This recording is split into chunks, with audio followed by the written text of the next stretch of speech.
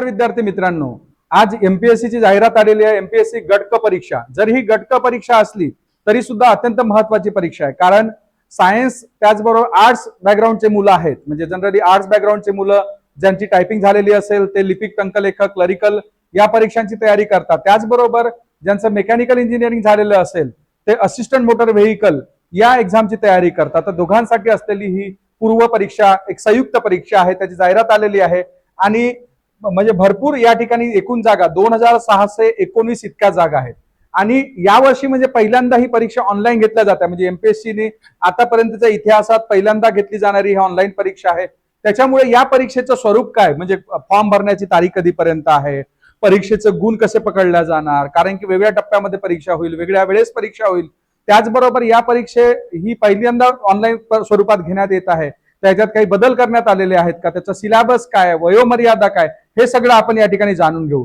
तरी पण तुम्ही जास्तीत जास्त संख्येने या व्हिडिओला लाईक करा, शेअर करा आणि सबस्क्राईब करा, जेणेकरून तुम्हाला रेग्युलर गट क गट ब परीक्षांचे तुम्हाला नोटिफिकेशन येत असतील, त्याच्यावरचे तुम्हाला एज्युकेशनल व्हिडिओज पण येत राहतील.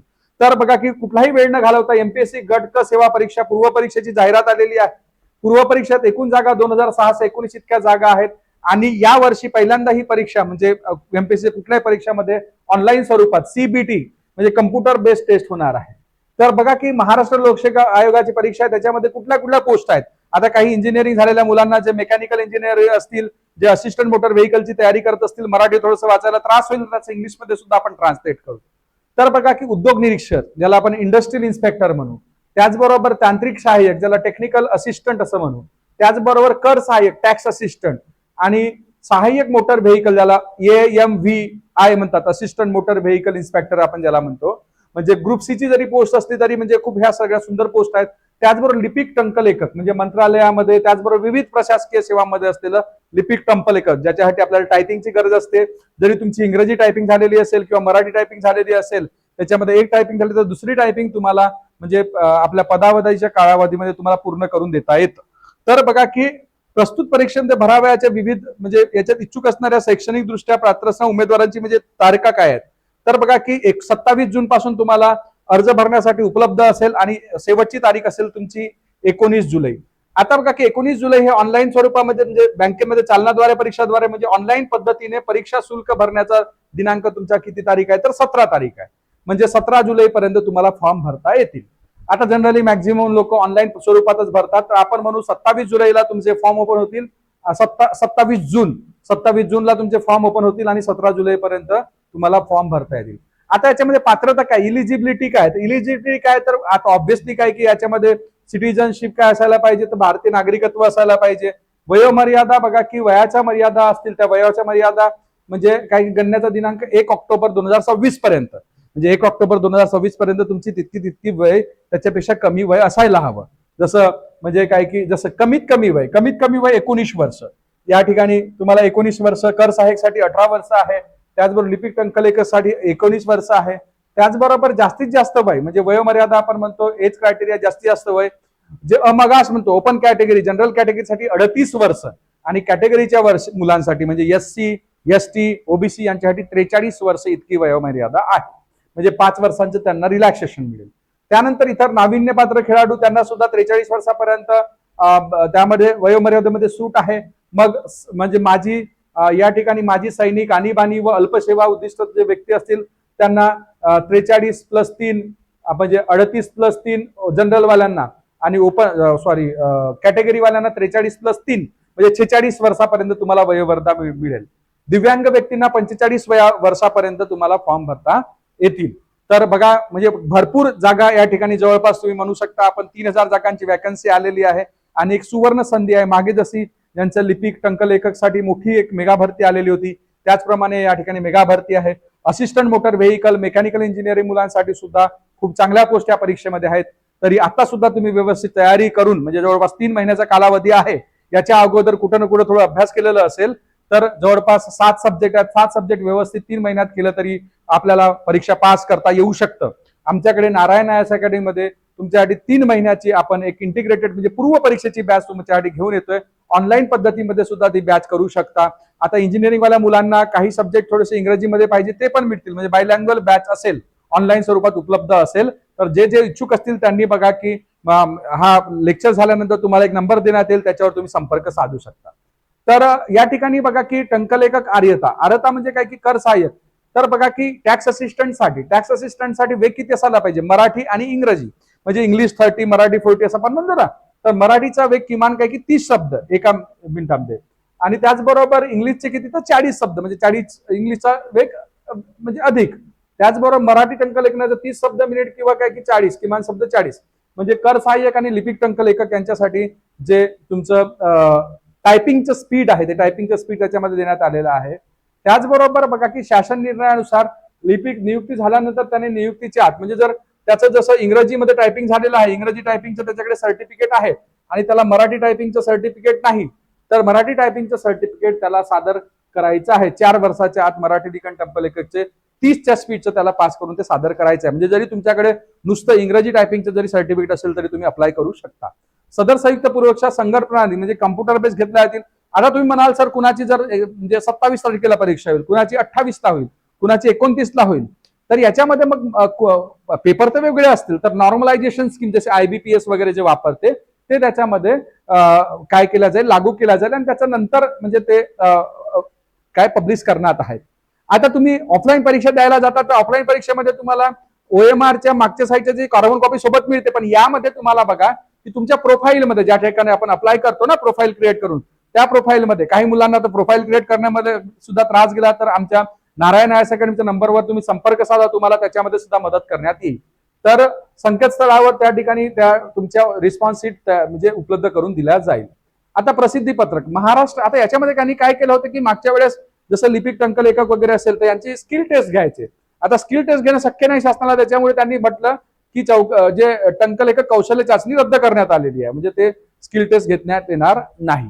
आता नेक्स्ट सामोर जाऊ आपण, त्याच्यामध्ये असलेल्या पदानुसार म्हणजे परीक्षेमधून भरावयाचे म्हणजे त्यांचे वेतन वगैरे नियुक्तीचे ठिकाण, जसं इंडस्ट्रियल इन्स्पेक्टर आहे, इंडस्ट्रियल इन्स्पेक्टरचं म्हणजे त्याचं राज्य शासनाच्या उद्योग संचालनालय महाराष्ट्रातील कोणत्याही कार्यालयामध्ये, म्हणजे कुठल्या जिल्ह्यामध्ये राहू शकते किंवा मुंबईला, साधारणतः मुंबई या ठिकाणी. त्यानंतर बघा की दुय्यम निरीक्षक राज्य उत्पादन शुल्क, ज्याला एक्साइज इन्स्पेक्टर म्हणतो, एक्साइज इन्स्पेक्टर राज्य शासनाचे राज्य उत्पादन शुल्क विभागाच्या महाराष्ट्रातील कोणत्याही कार्यालयामध्ये. एक्साइज इन्स्पेक्टर ही सुद्धा एक सुंदर पोस्ट आहे, गट कची असली तरी. तांत्रिक सहाय्यक राज्य शासनाच्या विमा महाराष्ट्रातील कोणत्याही कार्यालयामध्ये. त्यानंतर कर सहाय्यक राज्य शासनाच्या वस्तू व सेवा कर विभागाच्या महाराष्ट्रातील कोणत्याही, म्हणजे जे टॅक्स असिस्टंट म्हणू आपण, म्हणजे GST विभागामध्ये टॅक्स असिस्टंट असतील. त्याचबरोबर लिखित मंत्रालयातील प्रशासकीय विभाग व राज्य शासनाच्या महाराष्ट्रातील विविध कार्यालय, म्हणजे कुठला ST डिपार्टमेंटचा असेल, कुठल्या ठिकाणी असेल ते त्या ठिकाणी असेल. सहाय्यक मोटर वाहन निरीक्षक राज्य शासनाच्या परिवहन विभागाच्या महाराष्ट्रातील कोणत्याही कार्यालयामध्ये त्यांना काय देण्यात येईल. त्यानंतर वेतन सुद्धा या ठिकाणी देण्यात आलेलं आहे. मग आता महाराष्ट्र नॉन गॅजेटेड म्हणजे या परीक्षेला काय म्हणायचो आधी, संयुक्त गट ब गट क परीक्षा. आता गट प वेगळी झाली, आता गट क वेगळी झाली, आता संयुक्त गट क परीक्षा. जसं MPSC ची ग्रुप ए आणि ग्रुप बी गॅजेटेड हे संयुक्त परीक्षा, आपण राज्यसेवा म्हणतो. आता MPSC त्याला संयुक्त गट अ गट ब गॅजेटेड म्हणजे राजपात्रित असं नाव देतं. आता पेपर कसा असेल तर ऑब्व्हियसली तुम्हाला मॅक्झिमम लोकांना माहित आहे की आता जे नवीन मुलं आहेत, सायन्स ग्रॅज्युएट किंवा इंजिनियर ग्रॅज्युएट पहिल्यांदा परीक्षा देतात, त्यांना माहित नसेल तर 100 प्रश्न 100 mark. Paper will be bilingual, paper Marathi इंग्रजी दोन्ही लँग्वेज मध्ये असेल. 100 प्रश्न 100 मार्क असतील आणि 1 तासाचा वेळ असेल. आणि याच्यामध्ये असणारे सब्जेक्ट जे आहेत त्याच्यामध्ये असणारे सब्जेक्ट सामान्य क्षमता चाचणी. आता सामान्य क्षमता चाचणी 100 प्रश्न जे असेल, साधारणतः आपण एकेका सब्जेक्टवर समजा 12 15 प्रश्न समजू, म्हणजे समजा रिजनिंग मॅथ्सचे 15-20 प्रश्न असतील, त्याचबरोबर 15 प्रश्न सायन्सवर असतील, अर्थशास्त्रावर 15 प्रश्न असतील, एखाद्या इतिहासामध्ये 10 प्रश्न असतील, अशा प्रकारे ते विभाजन केलं जाईल. आणि 1/4 निगेटिव्ह मार्किंग आहे MPSCच्या परीक्षेमध्ये, म्हणजे 4 प्रश्न जर चुकले तर एका प्रश्नाचे गुण त्या ठिकाणी जातील.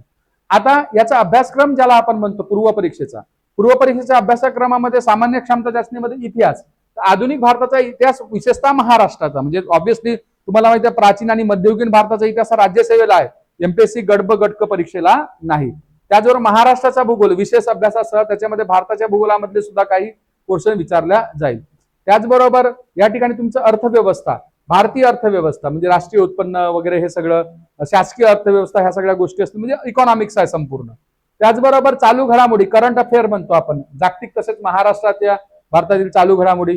त्याचबरोबर राज्यशास्त्र लिहिलं, इंडियन पॉलिटी, कॉन्स्टिट्यूशन वगैरेवर त्यांच्यावर प्रश्न असतात त्या ठिकाणी. त्यानंतर सामान्य विज्ञान जनरल सायन्सवर साधारणतः 15 प्रश्न असतात. अंकगणित, याच्यावर अंकगणित आणि बुद्धिमापन म्हणजे 10-10 मिळून 20 प्रश्न असतात. म्हणजे साधारणतः तुमचे 10 प्रश्न बुद्धिमापन चाचणी असेल, 10 प्रश्न अंकगणितवर असतील, 15 प्रश्न जनरल सायन्सवर असतील. मग राज्यशास्त्र इतिहासामध्ये बहुतेक 10-10 प्रश्न देतील आणि त्या जो अर्थशास्त्रामध्ये 15 प्रश्न असतील आणि त्या ठिकाणी सायन्सवर सुद्धा 15 प्रश्न असतील भूगोलावर. तर बघा की पूर्व परीक्षा आली. पूर्व परीक्षेमध्ये 100 मध्ये तुमचा कट ऑफ निघेल. 100 प्रश्न, 100 गुण आणि 1 तास वेळ, 60 मिनिट्स मध्ये सॉल्व्ह करायचं.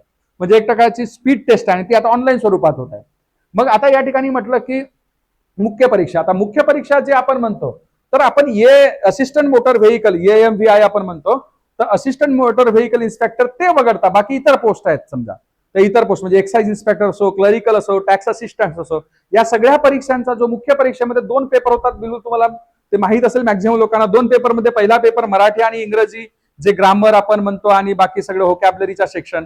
त्यानंतर दुसरा पेपर जनरल स्टडीज. पहिल्या पेपरमध्ये मराठी 50 मार्क, मराठी 50 प्रश्न, इंग्रजी 50 प्रश्न आणि 200 मार्काचा पेपर. म्हणजे एका प्रश्नाला 2 मार्क असतील. त्या जो दुसरा पेपर असेल 100 प्रश्न 200 मार्क, म्हणजे टोटल 400 मार्काची मुख्य परीक्षा असेल. या ठिकाणी मुलाखत नाही, इंटरव्ह्यू नाही. म्हणजे पूर्व परीक्षा व्यवस्थित पास व्हा, मुख्य परीक्षेमध्ये 400 पैकी बऱ्यापैकी गुण घ्या आणि तुम्ही पोस्ट घेऊन जा. आता याच्यामध्ये बघा की जो general studies second paper Marathi आणि इंग्रजीचं, याच्यामध्ये तुम्ही शब्दसंग्रह, व्होकॅब्युलरी, ग्रामर वगैरे सगळा सेक्शन दिलेला आहे. तुम्ही कित्येकदा बघितलं असेल, इडियम्स अँड फ्रेजेस आणि ते सगळे या ठिकाणी दिलेलं आहे. नंतर बघा की नेक्स्ट जनरल स्टडीजचा जो सब्जेक्ट आहे त्याच्यामध्ये कोणते कोणते सब्जेक्ट आहेत. तर बघा की बुद्धिमापन, सामान्य आणि आकलन म्हणजे ज्याच्यावर आपण म्हणतो रिझनिंगचा सेक्शन. त्याचबरोबर चालू घडामोडी, करंट अफेअर, जागतिक तसेच महाराष्ट्राचे, भारताचे. त्याचबरोबर अंकगणित व सांख्यिकी, ज्याला आपण म्हणतो मॅथमॅटिक्स, म्हणजे क्वांटिटेटिव्ह ऍप्टिट्यूड, रिझनिंग आणि current affair. After current affair RTI, right to information act 2005 आणि त्याचबरोबर पब्लिक सर्व्हिस ऍक्ट 2015, ज्याला महाराष्ट्र लोकसेवा अधिनियम असे म्हणतो. मग या ठिकाणी बघा की राज्यघटना, पॉलिटीचा पोर्शन आहे. पॉलिटीच्या पोर्शन मध्ये त्या ठिकाणी डिटेल सिलेबस या ठिकाणी दिलेला आहे. हक्क, मूलभूत हक्क, कर्तव्य वगैरे.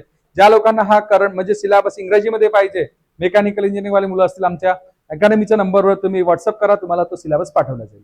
आधुनिक भारताचा, विशेषतः महाराष्ट्राचा इतिहास, त्याचबरोबर भारताचा व महाराष्ट्राचा भूगोल, म्हणजे या ठिकाणी जगाचा भूगोल नाही मुख्य परीक्षेमध्ये.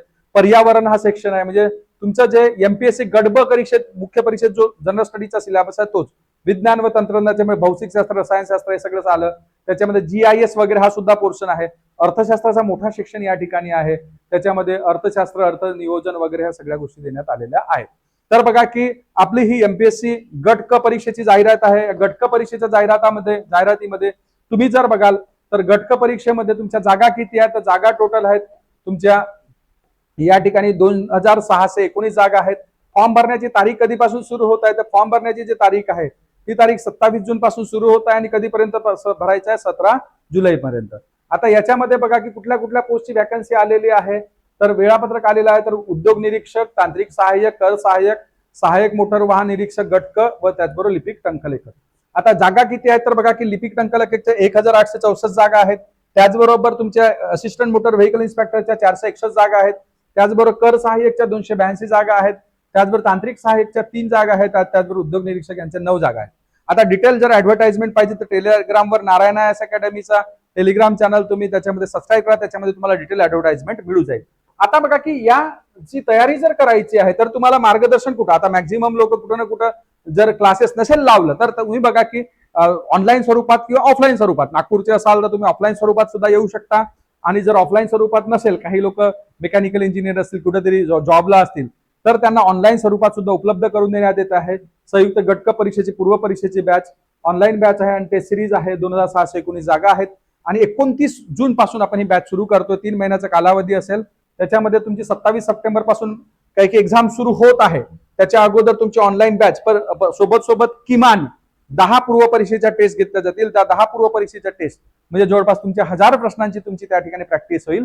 म्हणजे प्रत्येक सब्जेक्टच्या तुमच्या जवळपास 120 ते 130 प्रश्नाची तुम्ही त्या ठिकाणी प्रॅक्टिस कराल आणि नक्कीच पूर्व परीक्षा पास करू शकाल. तर बघा, कुठलंही तुम्हाला माझे मार्गदर्शन किंवा कुठली माहिती हवी असेल तर तुम्हाला स्क्रीनवर या ठिकाणी नंबर दिसतील. नारायण IAS अकॅडमी तर्फे सगळ्यांना तुमच्या उज्ज्वल भविष्याकरिता मी शुभेच्छा देतोय. मेकॅनिकल इंजिनियर असतील, सायन्स पदवीधारक असतील आणि जनरल म्हणजे ग्रॅज्युएट पण असतील. काही लोकांचं इंग्रजीमध्ये टायपिंग झालं असेल, मराठीत व्हायचं असेल, ते सुद्धा करून देता येतं. तर ह्या सगळ्या गोष्टी या ठिकाणी उपलब्ध आहेत. तर तुम्ही जास्तीत जास्त संख्येने हा व्हिडिओ लाईक करा, शेअर करा आणि सबस्क्राईब करा. धन्यवाद.